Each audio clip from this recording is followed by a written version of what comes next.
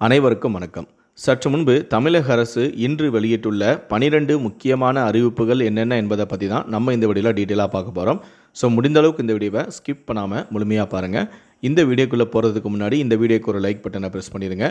நீங்கள் இதுவரைக்கும் என்னோட சேனலை சப்ஸ்கிரைப் பண்ணாமல் இருந்தீங்கன்னா மறக்காமல் சப்ஸ்கிரைப் பண்ணிக்கோங்க. கூடவே அந்த பெல் சிம்லையும் மறக்காமல் கிளிக் பண்ணிக்கோங்க. சரி, வாங்க இப்போ நாம் வீடியோக்குள்ளே போகலாம். முதல் அறிவிப்பு: தமிழ்நாடு முழுவதும் ஸ்மார்ட் மீட்டர் பொருத்தப்பட்டு மாதாந்திர மின் கணக்கீடு முறை விரைவில் நடைமுறைக்கு வரும் என அமைச்சரான செந்தில் பாலாஜி தெரிவித்துள்ளார். கோடை காலத்தில் தடையற்ற மின்சாரம் வழங்குவது பற்றிய ஆய்வுக் கூட்டத்திற்கு பின்பு அமைச்சர் செந்தில் பாலாஜி அளித்த பேட்டியில், பெஞ்சல் புயலால் 12,265 மின் கம்பங்கள் சேதமடைந்தது எனவும் அவை குறுகிய காலத்திலேயே சீரமைக்கப்பட்டது எனவும் 6,534 புதிய மின் மாற்றிகளை அமைக்க திட்டமிட்டு 5,407 மின் மாற்றிகள் மாற்றப்பட்டுள்ளன எனவும் அவர் தெரிவித்துள்ளார். இரண்டாவது அறிவிப்பு: முதுகலை ஆசிரியர் நியமனத்தில் இடைநிலை ஆசிரியர்களுக்கு வழங்கப்பட்டு வந்த 10% இடஒதுக்கீடு 8% குறைக்கப்பட்டுள்ளது. குறைக்கப்பட்ட அந்த 2%ஐ அமைச்சு பணியாளர்களுக்கு உள் ஒதுக்கீடு செய்து பள்ளி கல்வித்துறையும் அரசாணையை வெளியிட்டுள்ளது. மூன்றாவது அறிவிப்பு: முதுகலை பொறியியல் படிப்புக்கான பொது நுழைவுத் தேர்வுக்கு இன்று முதல் வரும் பிப்ரவரி 21ஆம் தேதி வரை விண்ணப்பிக்கலாம் எனவும் மார்ச் மாதம் 22ஆம் தேதி நுழைவுத் தேர்வு நடைபெற உள்ளது எனவும் கூறப்பட்டுள்ளது. நான்காவது அறிவிப்பு: இந்தியா இங்கிலாந்து T20 சர்வதேச கிரிக்கெட் போட்டியை முன்னிட்டு 25ஆம் தேதி மெட்ரோவில் இலவசமாக பயணம் மேற்கொள்ளலாம் என மெட்ரோ நிர்வாகம் தெரிவித்துள்ளது. ஐந்தாவது அறிவிப்பு: குடியரசு தினத்தை முன்னிட்டு சிறப்பு ரயில்கள். தெற்கு ரயில்வே அறிவிப்பு: கன்னியாகுமரியிலிருந்து தாம்பரம் இடையே அதிவேக சிறப்பு ரயிலானது 26ஆம் தேதி இரவு 8:30 மணிக்கு புறப்பட்டு மறுநாள் காலை 8:30 மணிக்கு தாம்பரம் வந்தடையும். அதே போன்று திருவனந்தபுரத்திலிருந்து சென்னை சென்ட்ரல் இடையே 26ஆம் தேதி இரவு 8:20 மணிக்கு புறப்பட்டு சென்னை சென்ட்ரல் ரயில் நிலையத்திற்கு மறுநாள் மதியம் 2 மணிக்கு வந்தடையும் என தெற்கு ரயில்வே வெளியிட்டுள்ள அந்த அறிக்கையில் கூறப்பட்டுள்ளது. ஆறாவது அறிவிப்பு: ஐக்கிய அரபு அமீரகத்தில் பணிபுரிய welder, piping fabricator, piping fitter, structure fabricator, structure fitter, mill bridge fitter, grinder, gas cutter, piping foreman ஆகிய பணிகளுக்கான ஆட்கள் தேவைப்படுகிறார்கள். விருப்பமுள்ளவர்கள் உடனடியாக விண்ணப்பிக்கலாம் எனவும் இந்த பணிகளுக்கான நேர்காணல் 31/1/2025 மற்றும் 1/2/2025 அன்று காலை 9 மணி முதல் நடைபெறவும் உள்ளது. எனவே விருப்பமுள்ளவர்கள் resume, passport original and copy, Aadhaar copy and photo ஆகியவற்றுடன் கீழ்கண்ட முகவரிக்கு நேரில் அணுகவும். அயல்நாடு வேலைவாய்ப்பு நிறுவனம், தமிழ்நாடு அரசு நிறுவனம், ஒருங்கிணைந்த மாவட்ட வேலைவாய்ப்பு அலுவலக வளாகம், ஆலந்தூர் ரோடு, திருவிக தொழில்பேட்டை, கிண்டி, சென்னை 32.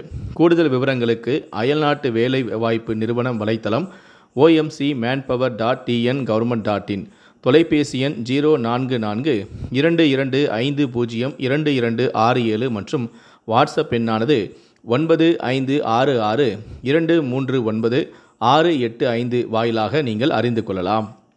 ஏழாவது அறிவிப்பு: சென்னையில் இன்று ஜனவரி 25 நடக்கும் இந்தியா இங்கிலாந்து T20 போட்டியை காண வருபவர்கள் அரசு பேருந்துகளில் இலவசமாக பயணம் செய்ய அறிவிக்கப்பட்டுள்ளது. போட்டிக்கான டிக்கெட் வைத்திருப்போர் இன்று அரசு பேருந்துகளில் குளிர்சாதன பேருந்தை தவிர இலவசமாக பயணிக்கலாம் என அறிவிக்கப்பட்டுள்ளது. இந்தியா இங்கிலாந்து இடையேயான 2வது T20 கிரிக்கெட் போட்டி இன்று சேப்பாக்கம் மைதானத்தில் நடைபெறுகிறது. எட்டாவது அறிவிப்பு: நீலகிரி மாவட்டம் மேல் பவானியில் 5000 கோடியில் நீரேற்றம் புனல் மின் திட்டம் அமைகிறது. 1000 மெகாவாட் மின் உற்பத்தி திட்டத்தை NTPC தமிழ்நாடு மின்சார நிறுவனம் அமைக்க உள்ளது. பல்வேறு அனுமதிகளை பெற்று விரைவிலேயே கட்டுமான பணிகளையும் தொடங்க திட்டமிடப்பட்டும் உள்ளது. மாநிலத்தின் மின் உற்பத்தி திறனை அதிகரிக்க தமிழ்நாடு அரசு பல்வேறு புதிய திட்டங்களையும் செயல்படுத்தி வருகிறது. ஒன்பதாவது அறிவிப்பு: சென்னை சேப்பாக்கத்தில் T20 கிரிக்கெட் போட்டி நடைபெறுவதை ஒட்டி இன்று ஜனவரி 25 போக்குவரத்து மாற்றம் செய்யப்பட்டுள்ளது. இன்று மதியம் 2 மணி முதல் இரவு 11 மணி வரை போக்குவரத்து மாற்றம் என போக்குவரத்து காவல்துறை அறிவித்துள்ளது. விக்டோரியா ஹாஸ்டல் சாலை செல்ல பாரதி சாலை வழியாக மட்டுமே வாகனங்கள் அனுமதிக்கப்படும் எனவும் தெரிவிக்கப்பட்டுள்ளது.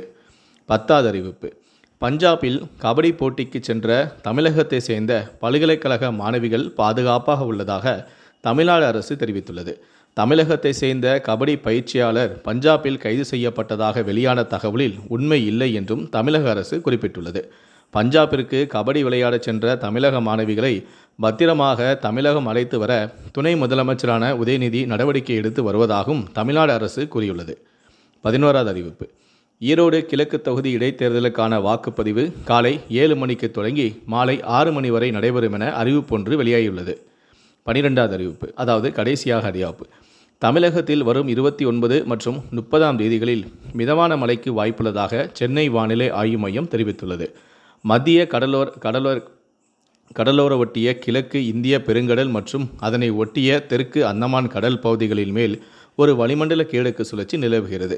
இதனால் இன்று தமிழகம், புதுவை மற்றும் காரைக்கால் பகுதிகளில் வறண்ட வானிலை நிலவக்கூடும் எனவும் காலை வேளையில் பொதுவாக லேசான பனிமூட்டம் காணப்படும் எனவும் 26ஆம் தேதி முதல் 28ஆம் தேதி வரை தமிழகம், புதுவை மற்றும் காரைக்கால் பகுதிகளில் வறண்ட வானிலையை நிலவக்கூடும் எனவும் 29ஆம் தேதி தமிழகம், புதுவை மற்றும் காரைக்கால் பகுதிகளில் ஓரிரு இடங்களில் லேசான முதல் மிதமான மழை பெய்யக்கூடும் எனவும் 30ஆம் தேதி தமிழகம், புதுவை மற்றும் காரைக்கால் பகுதிகளில் ஒரு சில இடங்களில் லேசான முதல் மிதமான மழை பெய்யக்கூடும் எனவும் தெரிவிக்கப்பட்டுள்ளது.